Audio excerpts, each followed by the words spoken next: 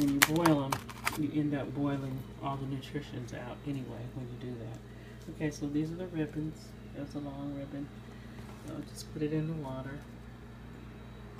Then, other thing I want to show you, and this is a secret to some excellent collard greens, is sometimes we leave out the stalk. But you can cut them just like this. And then you have your little circles there. You just cut them like that. Got your little circles from your stalk. And then what you do is you put in a pinch of baking powder. Doesn't really matter what kind. And just put a pinch in the saute.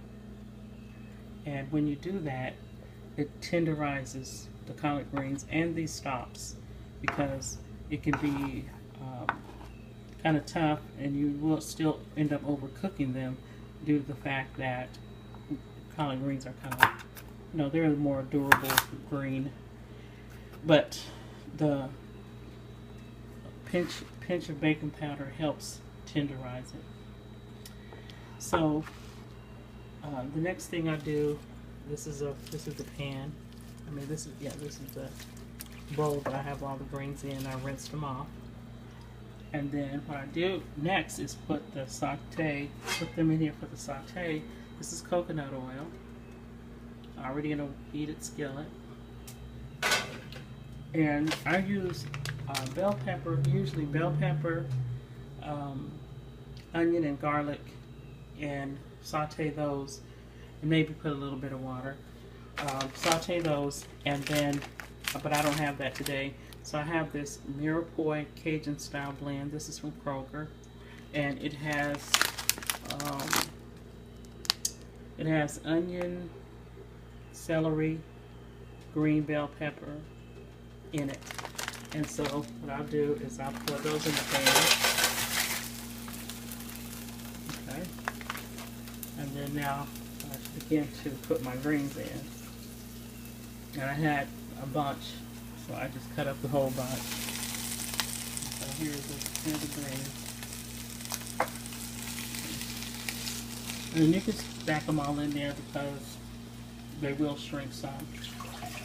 Collard greens are quite durable, but they also shrink a lot when you cook them.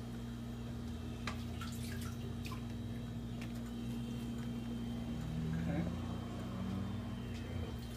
And what I use to season my greens with, instead of using animal fat, I use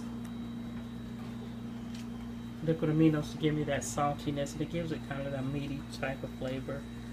And it's actually not, it's a soy sauce alternative. And so I can show you on the back.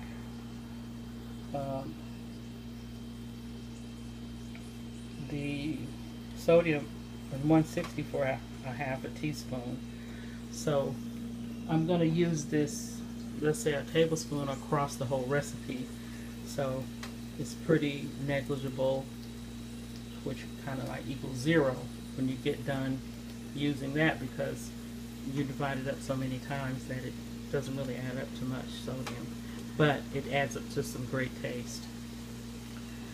So that's my tutorial for preparing collard greens for saute. And then you just keep let me turn it back. Okay, so it's in the pan. And when you saute, you can see down in there, that's the coconut oil. And you just toss it, and keep tossing it and tossing it.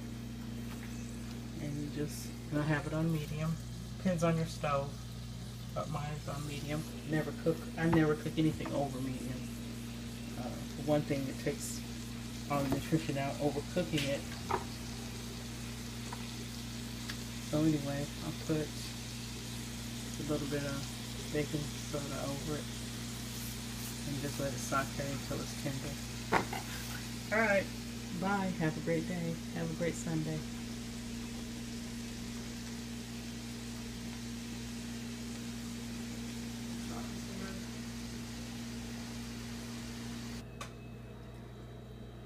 I'm having trouble with my phone. But anyway, so I've cut the collard greens up into ribbons. And how you do it is you take your leaf, preferably start at the top, and then you can put a couple of leaves together, which is what I've done. And then you just cut it. And so you got your thin leaf, thin ribbon. And I cut it this way to make it easier for to saute as far as